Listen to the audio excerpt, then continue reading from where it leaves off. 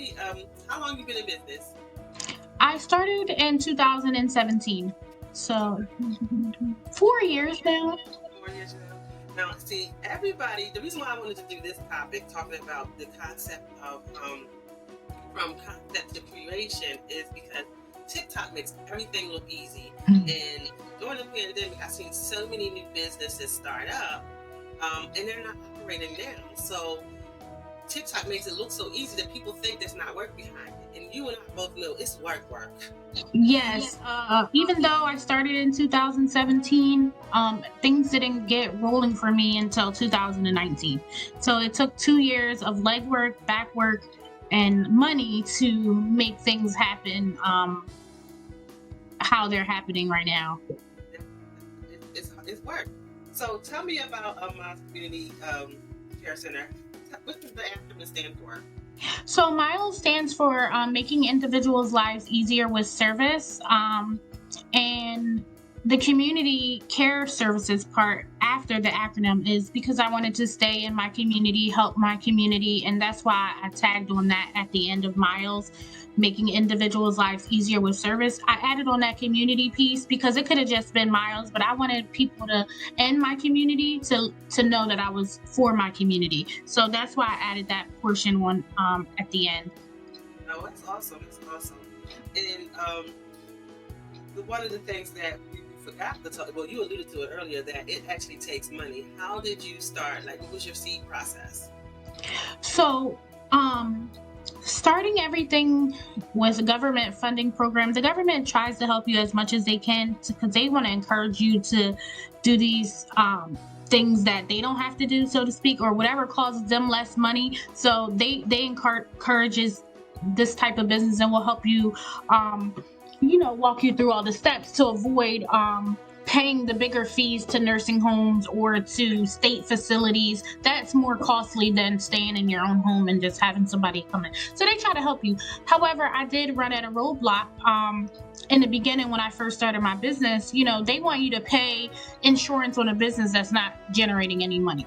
So that was costly to have to pay a premium on an insurance plan just like that.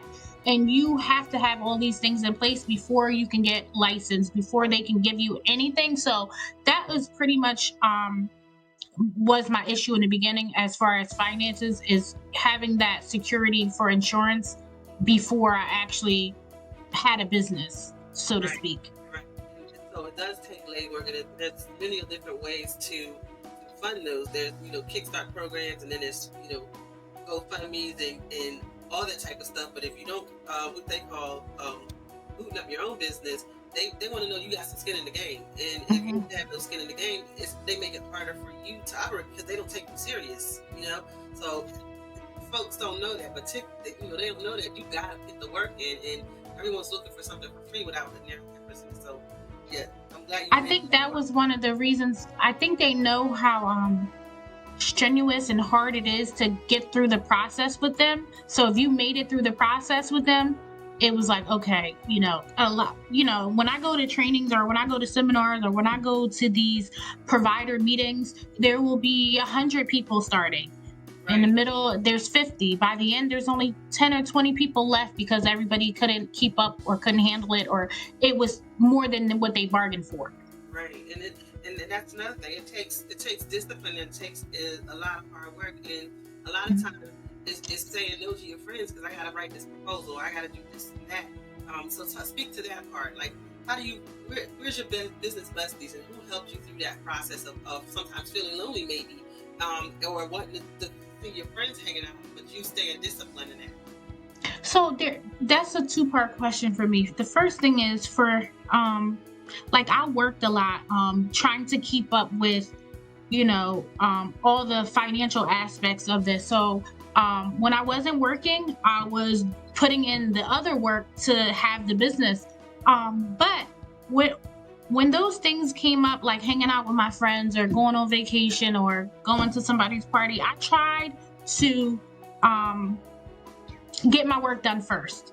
Or I'll take my work with me and I'll make a plan. If I get this much work done there, because sometimes it's not even about sometimes it's just about your presence being there, whether you're actually tuning in with what's going on. So sometimes I would go, say, to my mom's house, and I'm still working on my project, but I'm at my mom's house, so it's like I'm still having that time there, even though I'm still working.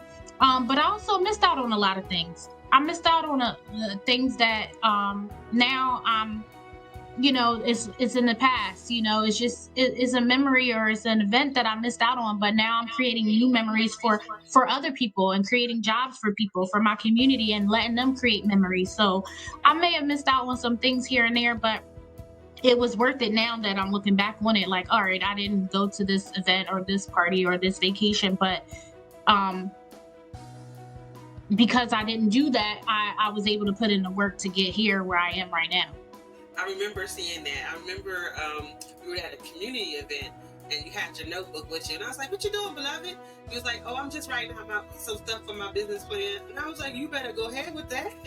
Yeah, So, it's because I'm always if I'm somewhere, I'm always getting some ideas from somebody, and I'm not organized per se, so I have to, when something, if I don't write it down or do it at that time, then it's lost to me. But yeah, of course, I missed out on so many things, and it was a lot of stress. It was anxiety, and I was gonna give up so many times, but like you said, I had those people in my ear that were like, "No, you could do it. You came this far. You could keep pushing." And I had a support of my friends and some of my family members that um, just kept fighting for me to push through. Specifically, policy writing. It was this one policy that it was not getting approved. I kept submitting in and resubmitting and correcting what they told me to correct, and it was just not enough for them. So once that happened, I was like, maybe this is not for me. And then my final submission of the policy, I don't know if they were just sick of me submitting it and they were just like, let's just let this girl go through. But on the last policy, on the policy writing, it was frustrating because you don't know what they're looking for. There's guidelines and regulations, but these are your policies. So it's like, if these are my policies, how come they can't be, approved? But that was one thing that was discouraging. But once I got over that, I knew I could get over anything. yeah, and you know, it's a good thing that you said that because a lot of folks think that you can just Google your way out of these things, but the government changes their regulations like you change your underpants. And if you don't have policy in place, you won't know to update your handbook every time they change it. So you Hmm. have to stay on top of that stuff. You have to have HR involved. You have to have accounting involved. You have to know that things because anything other than that, you leave yourself unprotected, and that's why they make it so hard. That's why they want to make sure that you understand what's going on. Hmm. Hmm. It's protecting you as well as them. So Yeah.